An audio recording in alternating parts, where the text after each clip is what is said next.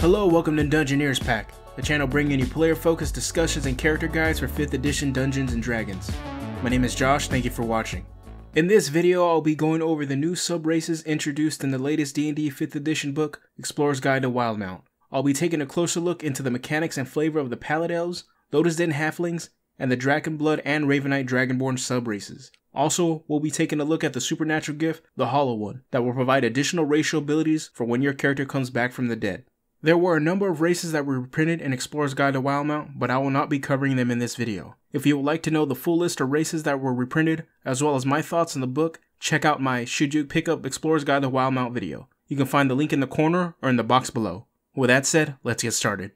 First up is a new sub-race for the Elves, the Pallid Elves. The Pallid Elves hail from the Pallid Grove, a hidden valley in the Subraces Mountains, a once beautiful forest protected by the moon goddess Sehanine until the followers of the Crawling King drained the land of life during the calamity.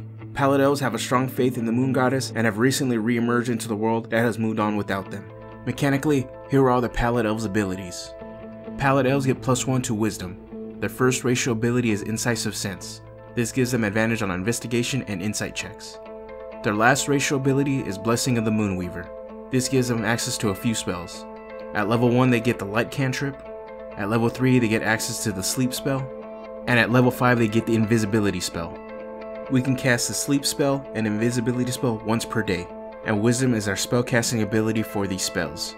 The Pallid Elves are similar in design to Drow, except without the light sensitivity drawback. While most other elf sub-races get racial abilities that tend to be additional proficiencies, this sub-race will give your character access to some pretty solid utility spells. Pallid Elves seem the perfect fit for clerics and druids.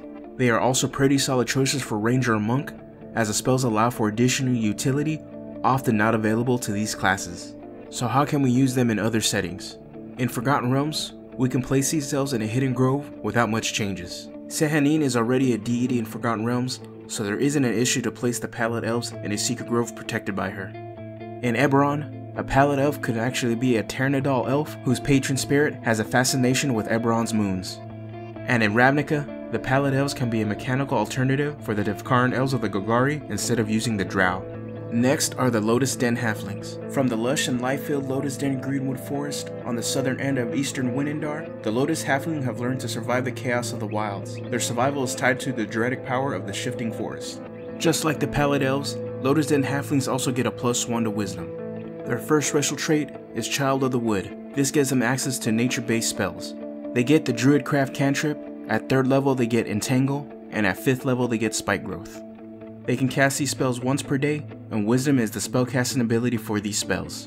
Their last racial trait is Timberwalk. Anyone trying to track a Lotusden Halfling will have to make that check with disadvantage. And also, a Lotusden Halfling can move across difficult terrain of non-magical plants and undergrowth without expending extra movement. The Lotusden Halfling subrace puts the race in a similar concept space as gnomes. The racial traits also place the Lotusden Halfling in the same boat as Pallid Elves. They are a really solid option for clerics and druids, while providing additional utility for rangers and monks. So how can we use them in other settings? In Forgotten Realms, the Lotusden Halflings could possibly be a druidic clan from the Lear Woods. In Eberron, the Lotusden Halflings could be a variant of the Talenta Halfling that is more attuned with the land around them. Explorer's Guide to Wildemount adds 2 variants to the Dragonborn race in the player's handbook.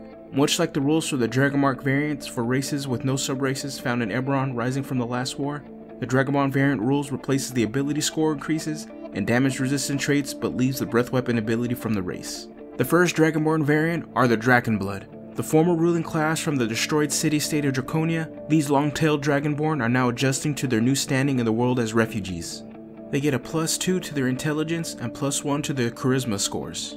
Unlike the base Dragonborn, they also get dark vision, and for their racial ability, they get forceful presence. This gives them advantage on intimidation or persuasion checks.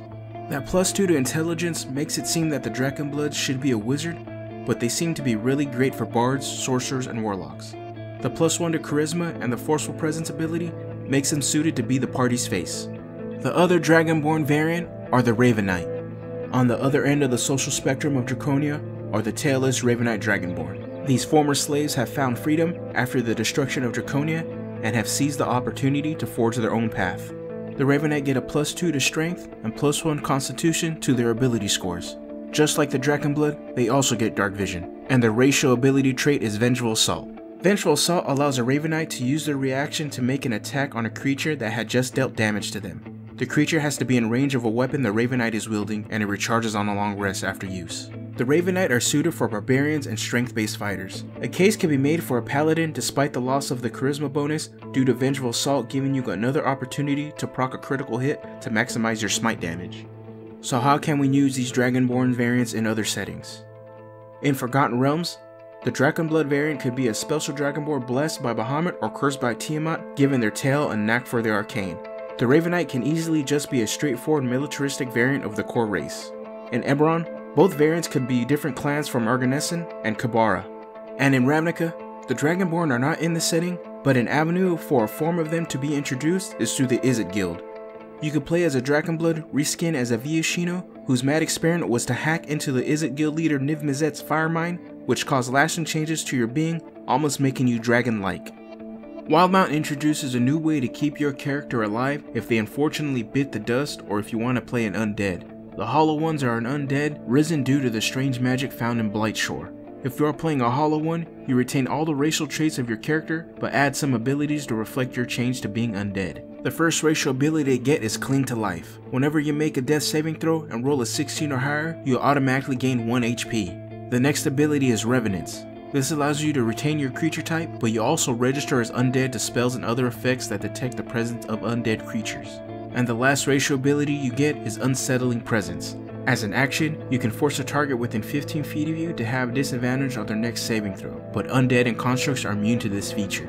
Hollow One is a really solid way to allow players to continue playing their character if they had died, or allow players to play undead characters from the get-go. The Hollow One is a solid evolution from the Revenant subrace option from the Gothic Heroes Unearthed Arcana released in 2016. So how can we use this in other settings? In Forgotten Realms, the mechanics of Hollow One gives DMs and players the option to allow deities, necromancers, or other sources of resurrection to create more roleplay opportunities for the character. In Eberron, these rules allow for a perfect avenue for players to become an undead soldier for the Carnathi military. And in Ravnica, a Hollow One could be a character raised by a Golgari Lich or a high-ranking Orzhov official to serve their needs. The new sub-races are a welcome addition to the plethora of options players have at their disposal. The racial abilities for the sub-races aren't specific enough to the Wildemount setting, which allows for DMs to easily slot them into their campaigns and allows for players to make their character a bit more unique. With that said, I want to hear from you. Let me know which sub-race you want to use for your next character. Like, subscribe, and hit the notification bell to know when new videos are going up. Alright, I'm out of here. Have a good one.